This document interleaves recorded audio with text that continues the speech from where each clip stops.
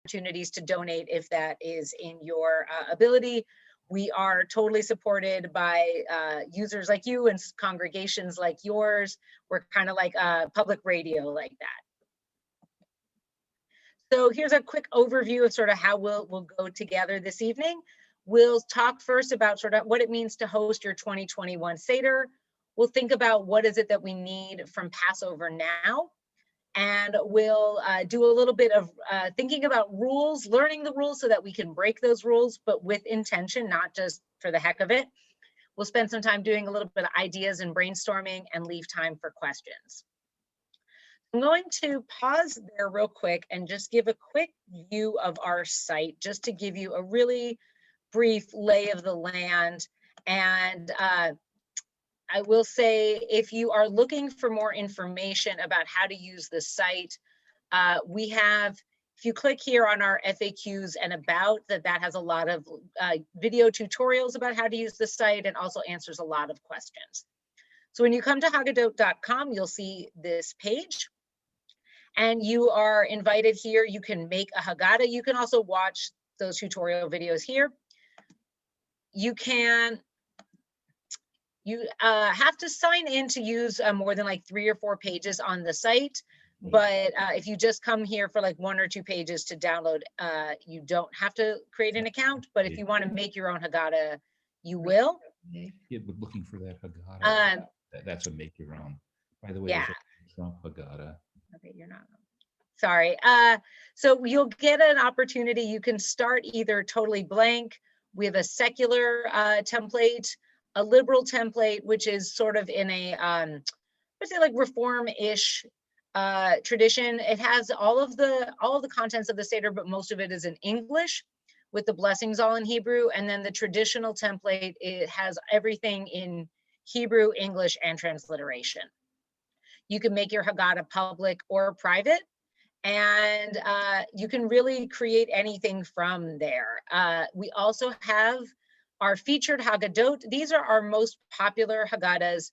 Most of them are available that you can mix and match. A few of them, like this 10-minute Dayenu Seder, are available only as a PDF, which means you can't sort of play with it, but it is a complete Seder unto itself. So there's all different kinds of options here, depending on what kind of Seder you're wanting to have and who's at your Seder. I'll also just show really quickly, you can create your own content. Similar to making your own Haggadah, we call that a clip. You make that a title, you'll pick a category if you want, and a section of the Seder. And then you just, again, decide if it's public or private. You can make clips featuring just text, you can do videos, you can do images. And again, there's tutorials on the site for how to use those. So I'm going to come back to my presentation. Great. So what we like to start with any kind of Seder, and where we invite sort of all of you, especially we've got about 2 weeks, so you're in the perfect sweet spot of doing all of this planning, is to really start with purpose, right? Why are you having a Seder? It's been, for me, I'm here in the New York area. Today is a really momentous day for us here. Like, this was really, one of the early days when things started to change. And I think that there's something really beautiful in lifting up, we say Shehechianu at so many Jewish events, but it feels very different this year to mark this moment of reaching this year. It is a blessing to have reached a year together here. So maybe that's your purpose. Maybe it's about reconnecting with the rhythm of seasons. Again, time has been a bit of a blur in the last year. Maybe this is your opportunity to feel, I know LA doesn't have seasons the way that New York has seasons, but there are some version of seasons there. Maybe it's about telling stories and finding comfort in our rituals. And whatever purpose you choose can help you decide all the other parts of your Seder, how you'll gather, when, where, what you'll eat or read, who you'll be with, and thinking about whether you'll be on Zoom or in person or in some sort of hybrid. One of the most important things that you can do in hosting a Seder is be a host. So what does that mean? It means that, like, accepting the authority that you have as a host and using that authority generously. So you can think about setting the rules for a temporary world by beginning your Seder with a transition to this world, whether that's taking a deep breath together or singing a song. You can play music as people are coming, especially if it's a Zoom Seder. It's nice to have music. You can think about dress code. I think this is the year for either dressing way up for the Seder and having like a fancy dress Seder, or leaning fully into pajama Seder. I'm sure people will be in between, but I think it's like a great year to play with one of those. Another great way of being a host is inviting everyone to have an object or something to have, to let them know in advance to have something on hand. This is also a great way to involve children and if you have grandchildren or just like little ones around. I think it's super fascinating to ask a kid, what's something meaningful for you in this last year, or what is it that, what do you want to bring to the Seder, and invite them to do that. And then you can ask people to share their stories. I think one of the links that Rabbi Golka will share with everybody after the webinar is this idea of alternative Seder plate items and having different things on there. Maybe it's a bottle of Purell, maybe it's a mask, or maybe it's not. Maybe it's something really hopeful for the year ahead. I think it's also important as a host to remind ourselves that we are not just these squares on a screen, right? Like, we've been living in these rectangles for a year now.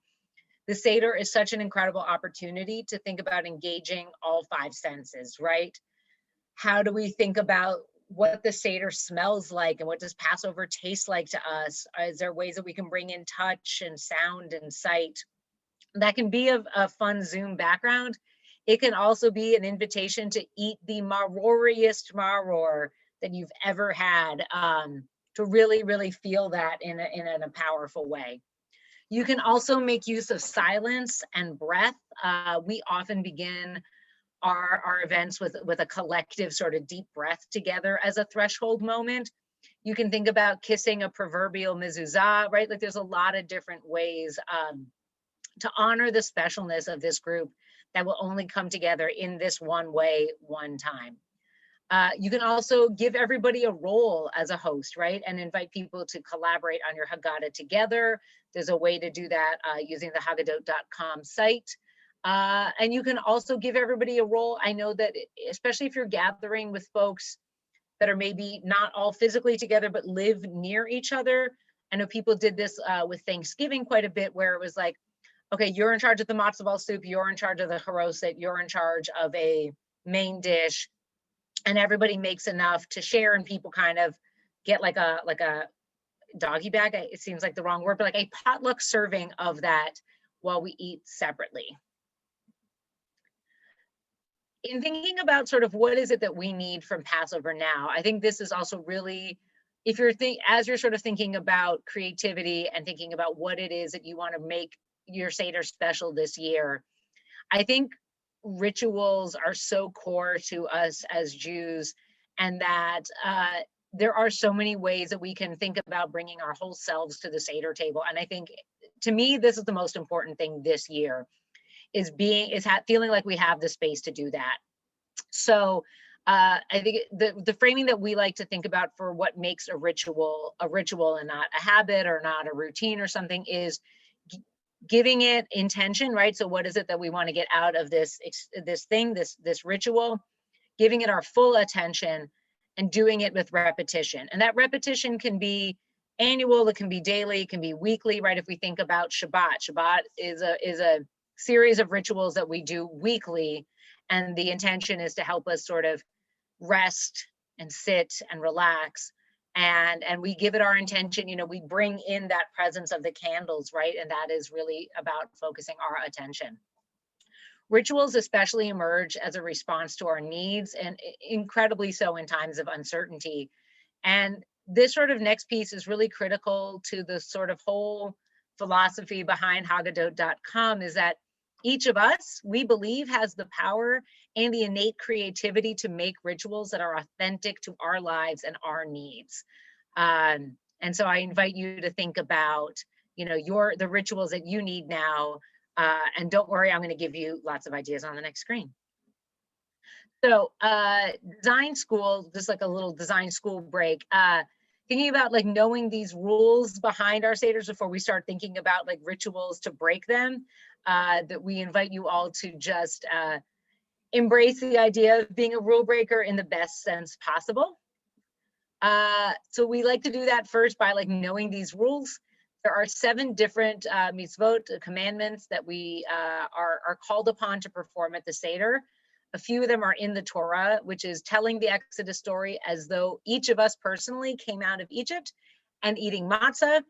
And then there's this other piece about, you know, eating an entire roasted lamb with your neighbors and burning the leftovers, wiping the blood, not working on certain days. And if you eat any chametz during the week of Passover, you're cut off, right? This is Torah. This is not us, right? You can eat chametz and we still love you. That is your call, but this is where what the Torah tells us. From the oral tradition, the rabbis add in additional mitzvot around eating the bitter herbs, eating this afikomen as this reminder of the Passover offering, saying some sort of hallel, some form of praise, psalms, drinking 4 cups of wine. One of my personal favorites, demonstrating acts of freedom and aristocracy, which is where we get the pillow, the reclining, the beginning with a dip. I think dips were perhaps slightly more extravagant in the time of the creation of these texts than they may be now. Although I would argue in times of COVID, the idea of dipping anything with a group of folks does seem rather aspirational. So maybe individual dips will be the way to go this year. And you know, there's these traditions around you know, the 15 steps of the Seder that we know now were really composed in the 11th century, and that there's this idea around, you know, staying up all night to talk about the Exodus. Though I think we'll see in a little bit that, you know, sometimes we want to we can play with this structure. You know, we have our family and community customs. And just to remind, you know, all of us that there is no good Jews, bad Jews here. So I think it's important, like, as we think about being a rule breaker, you know, this is rebel without a cause. We like to be a rebel with a cause. So sort of thinking again about what is meaningful for you, what feels archaic, what feels unnecessary, right? So we yesterday had a webinar with the Jewish Grandparents Network that centered on that 10-minute Dayenu Seder, which I'll share the link after, you know, in a moment. And the people ask, well, you know, I'm meeting with my kids or my grandkids on Zoom. Nobody has an attention span for more than 15, 20 minutes. What do we do? And to us, the answer is you focus on the things that are your priorities and you focus on what's meaningful for you in the Seder. If Hallel, which is a part of the Seder that a lot of people don't necessarily get into so much because it's at the end after we eat and sort of like after we say Birchat HaMazon and before we eat the Afikomen, maybe if we do that, right? If lifting up some form of praise is really important to you, then you can find a way to do that, right? I think that's an opportunity. If it's all of, you know, if it's something else that feels really important for you, then I think then that's really what you can feel empowered and, like, you know, to embrace those things. So like I said, we have this 10-minute Dayenu Seder, which is a really fun way of kind of shortening the sense of time. We also have on the site a Minimalist Seder, and actually let me try to share these links with you real quick. Bear with me 1 second.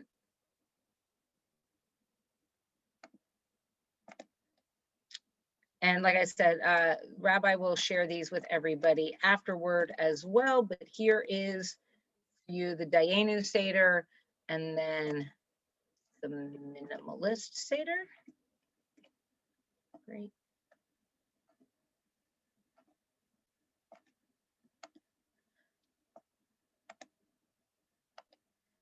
So those are both really great for brevity. I'll also say the Friend Seder is a lot of fun. It's a very sort of irreverent Seder created by Rabbi Dan Horowitz, who was with the Well in Detroit. He's now at the JCC in Miami. And I think that these are great ways, especially if you're doing part of your Seder on Zoom, or if you're doing a grown-up Seder and a kids Seder, or you're kind of like gonna have a kids portion and then a grown-ups portion. These are all great ways to sort of do that time shrinking piece. Another idea for rule breakers is to go in the complete opposite direction and stretch and play with timing. So it could be an all-day Seder, which is this version here that we found somebody had made on Instagram last year. There's also, you know, especially in Los Angeles, where you can have a slightly more confident, although apparently somebody said it was hailing right now, the weather is more likely to be good. You may want to have drive-through Seder stops, right? You may want to have a walking Seder where you're having sort of like a progressive Seder at different people's backyards or things like that, where people can be in a distance. I think is a great way to do it. There's also this reverse Seder that Moishe House in London produced a few years ago. It is a full and complete Passover Seder. It just starts at the end and ends at the beginning, right? So it starts with Afikomen and ends with the first cup of wine, essentially, which is also the fourth cup of wine then. What I love about the reverse Seder is you get to eat sooner. As a person who, like, for me, I identify as a culinary Jew among other things. And I think the idea of like centering that part of the Seder is great. It also is wonderful because it means that all those after the meal parts of the Seder that we often forget about, you're putting, honestly, like you're putting more of your focus on that. So if you've always wanted to dive into those parts of the Seder and didn't know how, this is a way to do that. Other ways to play with the rules, we love games and songs and skits. Some of the links that we'll share after include links to our Seder game ideas that we just updated for this year. We have a whole comedy Seder on the site and a number of skits and parodies. Like I said, you may want to think about making it a theme night and having costumes, or on the opposite end of it, really like lean into that 2021 vibe with, Seder in bed, messy house Seder, having a wine tasting, thinking about using a yoga Seder or a meditation. And we actually also have, I don't remember if I shared this with the rabbi, but I can add the link. We just added a meditation guide for sort of helping us all kind of make this transition into Passover. Some other tips in thinking about making sure that, thinking about like the view and like some of these things, I feel like we've all kind of learned a little bit about in the last year of so many Zooms. But if you are doing a Zoom Seder, you can use gallery view to make sure that you can see as many folks on the screen as once. You can also do the opposite and like just have people have their faces on the screen and then send everybody a copy of your digital Haggadah so that they can follow along. This is sort of like the best use of an iPad, in my opinion, is to have the iPad sort of here on the side so you can look at the Haggadah as you're engaging with everybody here on the screen. It helps sort of people to be more like in the space together. Always good to have your videos queued up and any links that you need ready beforehand, thinking about lighting, space, and also to think about the like flip side of that is like as theater, right? Like, so I actually keep this like curtain here because this is my, I have some storage here in this room, but to think about like, how can we play with that space and play with our backgrounds and the sort of physical space of our surroundings. I'll also just sort of share some other ideas that around in terms of like creativity. I'm going to see if I can pull this up real quick around other ways of sort of using the structure of the Seder. One quick sec. Great.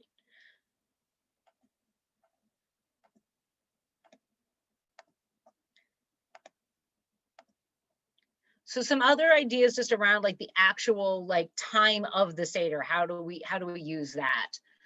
So one, I really love this idea about orchats, right? About the first hand washing, if you're doing the Seder in the regular order, doesn't have a blessing. But to me, in this year of so much hand washing, I feel that like this is the best moment to think about washing our hands and adding our own blessings. And it can just be like, thank you for the clean water that allows me to feel safe eating, right? Like it doesn't have to be the traditional blessing structure. I also think that the part where we eat the bitter herbs and then have the korach, the sandwich that we usually do of haroset and maror, I think it's a moment to lift up mixing the bitterness with the sweet, thinking about how, you know, we've swallowed, we have taken in a lot of hurt in the last year, and yet we're still finding places for sweetness. I love the idea of having before each Kiddush, a guest make a toast to something from the last year, whether that's to togetherness, to just the ability to keep celebrating. It can also just be to something silly and fun. And the last one, I really think, I'm hoping that folks do, I'm kind of hoping this one catches on, with this idea of a miracles and plagues activity. There's a concept of like roses and thorns that folks do often, or roses, thorns, and buds, which is something that people do often on, I know, on like Shabbat evening. You know, what is it that we want to give a rose to for the last week? What was something we want to lift up? What's something that maybe was like kind of poked at us like an ouch? And what is something that's a bud, that's something that's growing? So this is an idea sort of taking on that concept. And after we read the 10 plagues and we spill out our wine, to take some time to lift up, I think we all kind of can more easily recognize the plagues of the last year, but can we lift up like 10 miracles of the last year? And I wanted to sort of put that a frame around that there is no miracle too small in that. So with that, I'm going to stop sharing for a little bit and invite questions, invite sort of, we love at Haggadot.com getting to brainstorm with folks, getting to kind of troubleshoot. So I would love to do that. And we can also look at more of the site, but I never want to like take up too much time with that. Can I ask a question? I see a couple of hands. Do you want me to help? Sure, go for it. Yeah, go for it. All right, Linda. Hi, thank you for doing this. I was looking, this is the second Zoom Seder we're doing. Yesterday, last year we did a Seder from your Haggadot website. It was short and it was not creative. I didn't put anything original in, but it was terrific. It was about a half-hour Seder. I can't remember the name of it, but if you can tell me the name of it, I think I'll go on and use it again. It could be, I mean,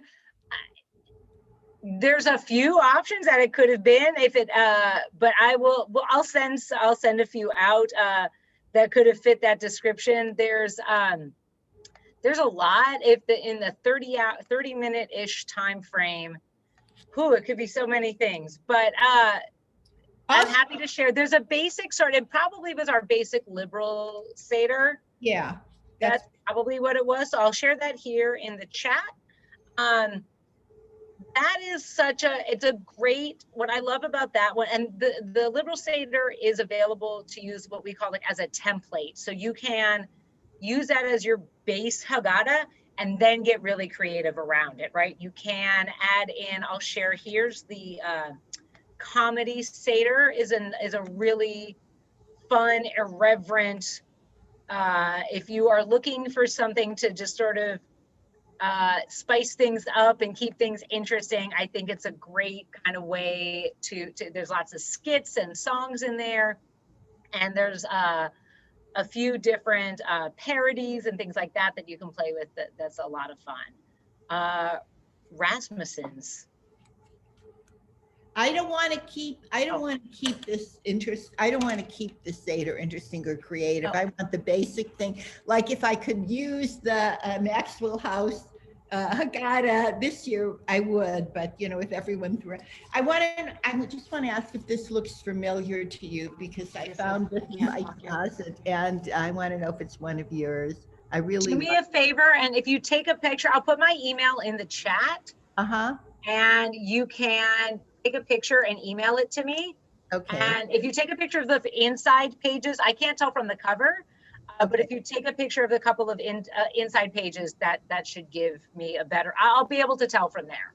Thanks so much. Of course. An egalitarian Seder, great question. I would say, with the exception of the traditional Seder, even I think is reasonably egalitarian. I don't think there's anything, it may be called the Four Sons in there, but everything else is going to be pretty, in terms of gender egalitarianism there. And I would say that there's probably not much. I'll put that, the traditional one, for people who are comfortable with a fair amount of Hebrew, is a great option. I'll put that link in the chat. Give me one sec. Oh, I love this question. Tasha, I want to come back to you in just a second. I want to go to the Rasmussens first. Yeah, go ahead. Thank you. So last year, the biggest challenge we had, we didn't know about Haggadot.com, and we used a Haggadah that was a little bit shorter format, but had the halachic elements. But it was very hard to share it with everybody, and people had wanted like backdrops. Everybody had their own like place setting backdrop, but then they were having trouble being able to see Haggadah and have a backdrop or whatever. So we had like logistical challenges. Right. And so with Haggadot.com, are you basically putting together, pardon my ignorance, but are you putting together a Haggadah that then everybody can see? Yes. That you're sharing? Yeah, okay.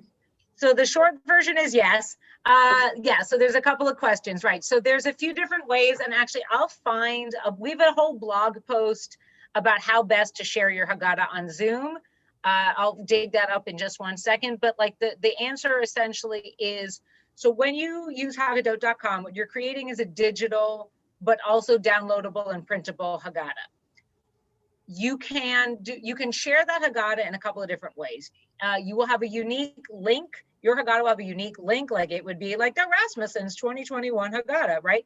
You can have that, and you can share that link.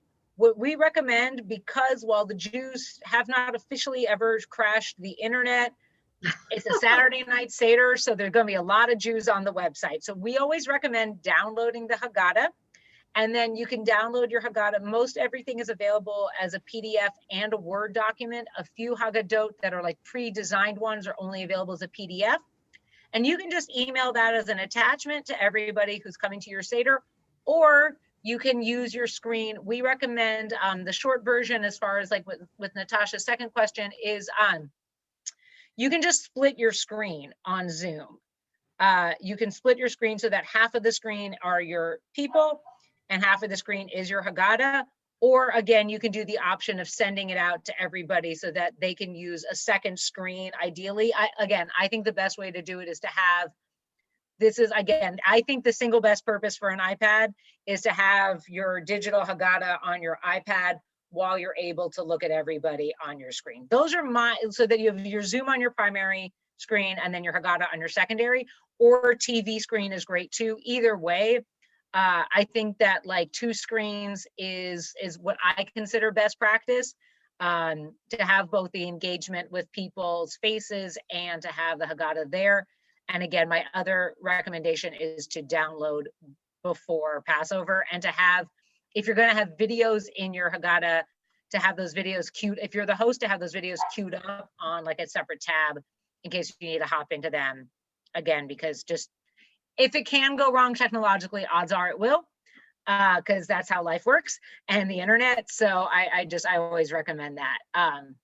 Yeah, you can tell folks in advance. That's part of your hosting.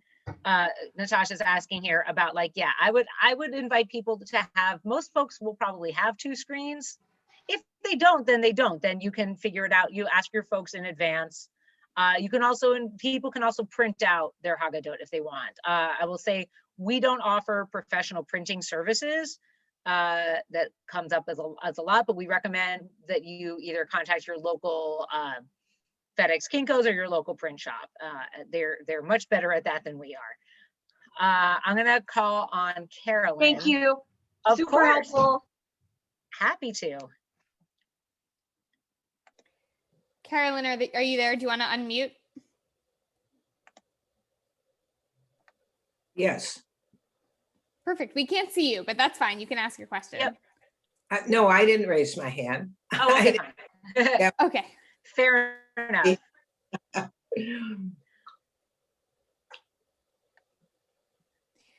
Other questions? Anyone else while we have Rebecca's expertise? Jerry, yeah. How do you suggest setting up the camera? Right now, we're all sitting at a desk and we're very close looking at the camera. But I don't want to just see the speaker. I want to see my grandkids at the 2 or 3 different houses that they are, as Right. well as be able to still hear their speaker if it's their turn to read that section of the Haggadah, for example. I love that question. I think there's a couple of different ways. So again, and thank you, Jerry. So you could do a couple of different things with this. I'm guessing you can either have, I love the idea of like having it like, if you have like a Chromecast or something like that, that can do it to the TV and that you've got a camera there. That's awesome. I think also, you know, like so this is my laptop and I'm in kind of a small room, but I could easily move back and play with that, with the depth of that space, right? If you've got folks with, and again, I think this is a way also, you could do the exact opposite of what I suggested too, and use the iPads or the phones and have folks call into your Zoom, if you're using Zoom and if, you know, for your Seder, and have everybody kind of gather in and have like their own screens to do that. So I think that there's some ways to play with it in that way. I would also say, you know, if you've got little ones that you're concerned about trying to like engage with it, I would say like to maybe have like aim for not the longest Seder. That's true. Even if I would that say one manage person, your of course. time expectations is like one of my best pieces of advice. And like to make like, think about like, again, you've got 2 whole weeks. What is the thing that like for you, and like we can play with this now, like are there certain parts of the Seder that are really, that you love the most, that are really important to you? Sure. Yeah. For me, for the little ones, it was the afikomen. Awesome. And I had decoys.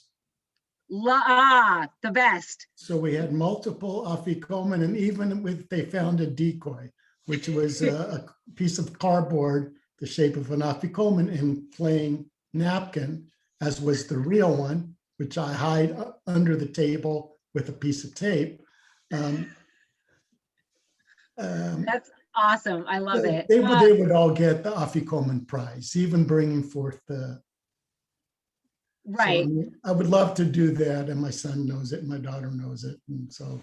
So then, yeah, I'm going to share. I'm going to put in the chat 2 things. So first is our blog post with tips on hosting your Zoom Seder, and then the second one, if you give me 1 sec, I have a Seder Games. There it is. Seder Games blog post. And we've done a few, I'll also dig up, it might take me a little bit longer, but we have a blog post on, you can just go on the blog and play with it too, but we have a thing about like creative afikomen things. So I would say if you're gonna do it, maybe your Seder this year is, you know, you start with like a collective sort of like ritual to welcome everybody. And again, it can just be wishing saying a quick Kiddush together. It could be just like singing, it could be something fun. Maybe doing a Manish Tana or something, or some version of that, and then digging into the afikomen, right? And like getting creative about how you do the afikomen, and then closing with some, with some way of, again, like coming together. I'll model maybe if we have a ritual for closing a webinar that we can do together tonight. It's very fun and silly. And it can be another great way to sort of mark that beginning, middle, and end of your Seder. I don't know if iPad had another question, but I think they had to hop off. So I would love if there's other people who are, wanting to like, what are your, like your sort of Seder design challenges, or like want to get creative about like, what are you thinking of doing for your Seders? I think Jerry got us started in a really great direction there.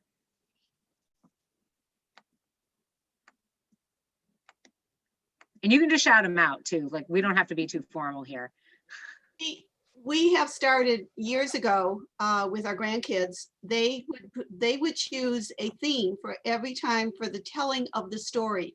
So every time we got to the telling of the story, we created a play. We did Star Wars, we did Peanuts, we did the Avengers, we've done superheroes. I can't remember all of them. This year we're going to do it. In fact, we've already started making up the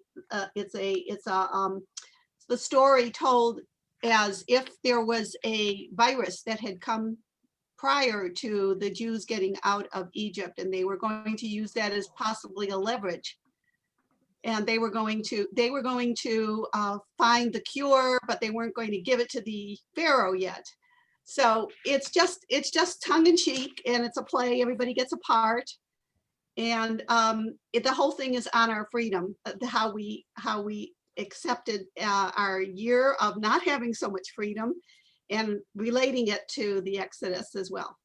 Iris, wow. If you ever feel like sharing these with, I would love if you ever want to put some of these, if they're typed up onto haggadot.com, we would love to add them to our skits and our comedy Seder. And if they're funny, some of them, I'm guessing some of them might be funnier than others. But oh, wow, that's what a treat. That's amazing. Thank you. The only problem is every time somebody at our Seder wants to take home one, and I'm missing more of a Haggadah. See, this is why you got to put them online, and then you can make as many copies as you want. Yep, there we go. I'm gonna work in that plug. I love it. Other folks that are thinking about trying something different this year, I've been hearing a lot of people talking about brunch Seders. That's been a emerging trend. Again, especially if you're thinking about an outside Seder, or for that, I struggle with second Seders personally. I feel sometimes it's like, okay, we just did this last night, we got to do this again, and we're going to do it exactly the same. And I think if you've ever thought about radically experimenting with second Seder, like this is the year for it, to really kind of like let loose. So I'm curious if there's other second Seder questioners or people with opinions about second Seders here.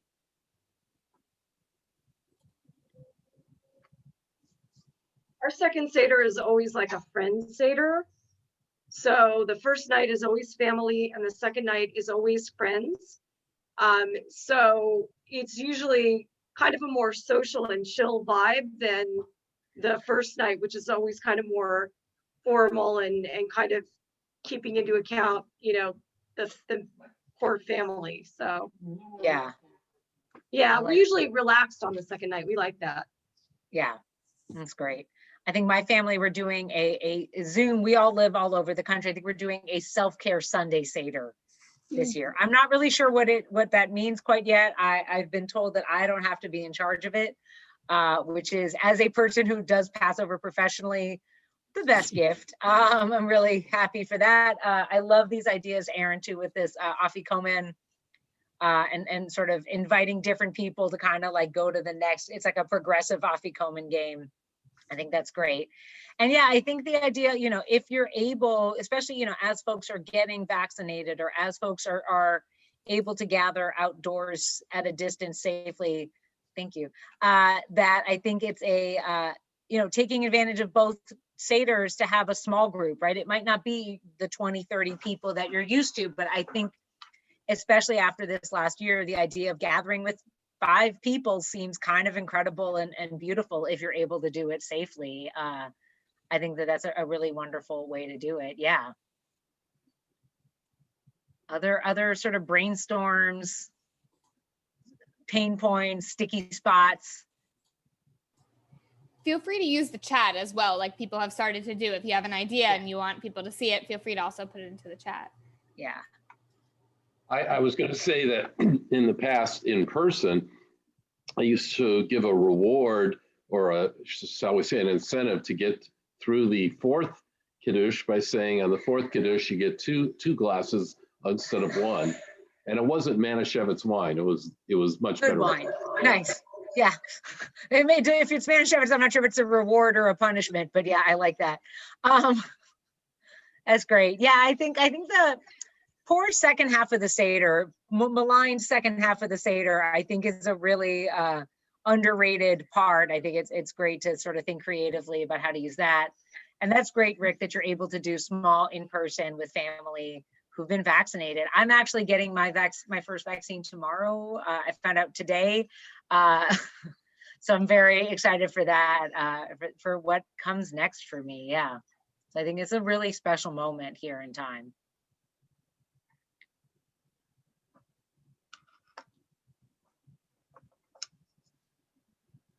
Any other website questions, tech questions, things like that I can help with too? Yeah. Yeah, sorry. So did I missed, my little one came. Did I miss mistakes from last year? I don't know that I heard so many. No, I don't think we did. Are there folks, you all don't, I don't want to put anybody on the spot about mistakes. Not mistakes, but just things that I should not do in the same way.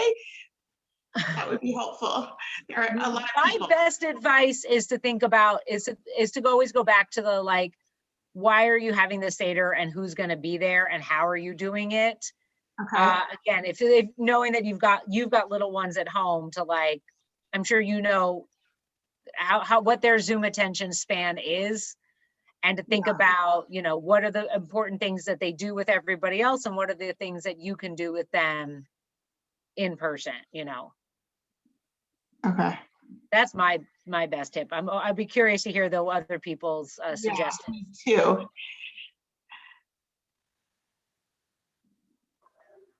Go ahead, Jerry. I was just going to state, this year's going to be very different from last year because all my grandchildren are second grade and younger, but all of them are very Zoom proficient because of this year, and even in preschool was by Zoom.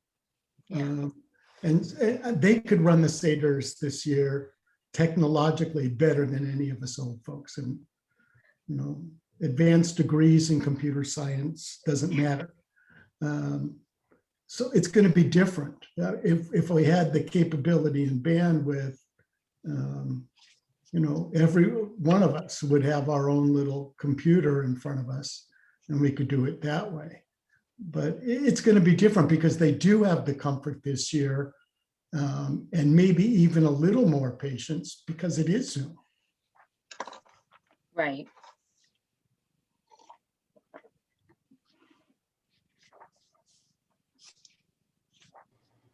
So as we start, I know we still have a little bit more time left, but as we're starting to wind down, I'm wondering if everyone, if you're comfortable to, could write in the chat, what's the question that you're still asking yourself about this year, like for your Passover Seder? What's the question what's the part of the Seder that you still feel like you haven't cracked? What's the tech piece that you're still really struggling with? What's the challenge that happened last year that you're trying to avoid this year? Like, what's that question for you that's still on your mind that you are trying to figure out, that's really present for you? If you wouldn't mind, if you're comfortable, feel free to write them in the chat.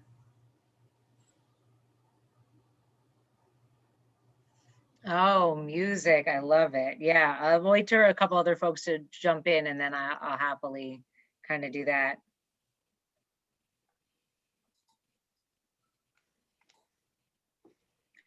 Oh, the eating. That's one of my other favorites. Okay.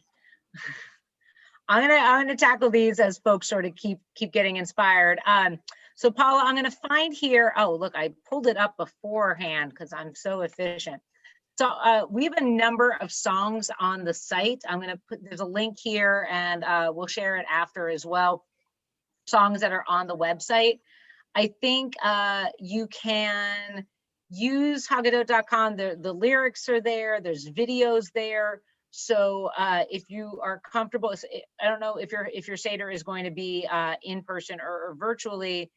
Virtual singing is a little challenging because of the delay. I feel like So what, just like lean into the chaos a little bit and like embrace that you are not the Philharmonic, because like it's okay that you're not the Philharmonic and that you're not all in sync.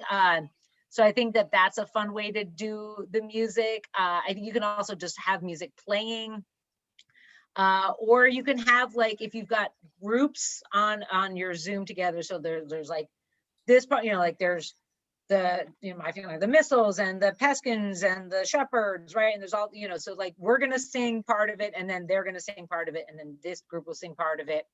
And that's a way to kind of get everybody involved with it being a little less chaotic. So that's one way. The meal part. So I think there's a couple of different ways to do this. I also am not a fan of eating on screen. I think it's kind of awkward, especially because I eat half of my meals in front of this computer while I'm working anyway right now. So I think what you can do, you can either do the like start, stop, start. I think it's a little tough to deal with the momentum then. That way, I think the other option is to, again, think about which parts of the Seder that come after the meal you really, really want to do, and shunt those to before the meal, and maybe balance out the wine. Maybe if you're not doing the whole, maybe crudité and snacking to balance. If you're going to do all 4 glasses of wine before the meal, you may want to adjust your wine intake on that, depending on your mileage may vary. But you can work with that piece. But I would think about, you know, there's no, you know, we can do, yes, we have our tradition of gratitude after the meal, but it's also great to have gratitude before the meal and to think about it that way. And there's no reason why you can't do that at that moment. And then also, you know, to do your, I mean, the other big thing that I think a lot of people do after the meal is the Aliyah Hanavi, and you can do that. I think it's actually a really interesting way to sort of like move out from the rest of the Seder. It's an interesting moment of transition into then going into the meal and saying goodnight to everybody. Oh, I like Rick's idea, watching a video, having a video playing while folks are eating, sort of like an intermission at the movies kind of old school thing. But it could be you could play the Prince of Egypt, you could play, is it called Exodus, the 10 Commandments? That's the one I'm thinking of, right? Or I had to think about my other Passover movies. The Rugrats Passover special is an icon for some of us in a certain age group. So again, you may want to think about who your audience is and have a movie playing or a video. You could also just put on a playlist of Passover songs. The LA Federation, their New Roots group, has a playlist on Spotify. I'm sure there's other traditional Passover music you could just have playing in the background while folks are eating. The other Zoom question that has come up, Natasha, that I forgot about, people ask, if I don't have a pro account, what do I do after 40 minutes? So 2 options that I recommend. One, you can hop off and hop back on, and Zoom doesn't seem to care if you do multiple intervals of 40 minutes. And it's kind of like a perfect way to time that out. So you could do your 40, take a break, and come back and do another 40. You can also use other platforms, Skype and Google Meet or Facebook, allow you to, they don't limit your time. So that's another Zoom question there. But I think the video break is a really fun idea. Egg smashing game. I think I've heard of the egg smashing game. I have not heard of a video version of it, but this is somebody's app opportunity to make an app or a digital version of this egg smashing game. I think that's somebody should trademark that before the end of this call and make that happen. Anybody who hasn't asked a question wants to ask a question. I know that there's a few of you who haven't asked yet.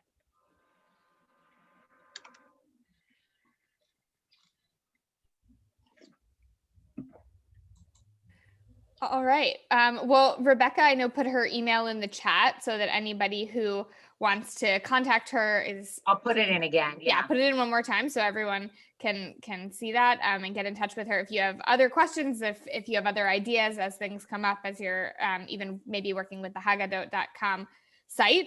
And of course, I'm here, Rabbi Vogel's here, Hazan Stein and Hazan Mimi and Rabbi Adam. We're all here as well to help bounce ideas off of. If you come up with things that you just want to kind of brainstorm about.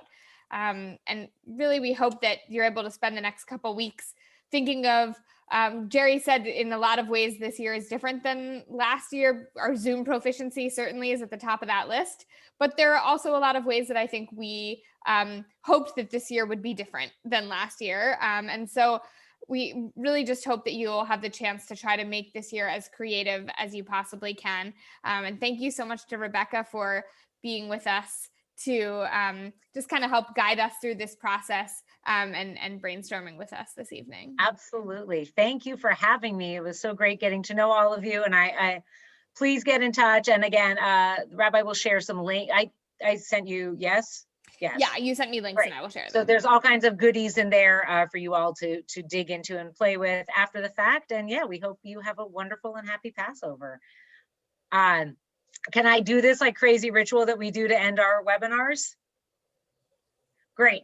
So so I've worked at Haggadot.com for a year. I started last year in February. So like just before the pandemic and everything. And we've been doing all these webinars, and we have this tradition of ending where we put all of our hands in, like we're going to do like a baseball game, like go a cheer, and we put in all of our hands, and then we count down to 3 and we yell Seder. And that's like our ending of the webinar. So if you will indulge me on this call here, just to like, we're on the internet, it's okay. And we're going to put in our hands, and I'll count us down. And then after this, we'll hop off. So we'll go 1, 2, 3, Seder. Seder. Thank you, everyone.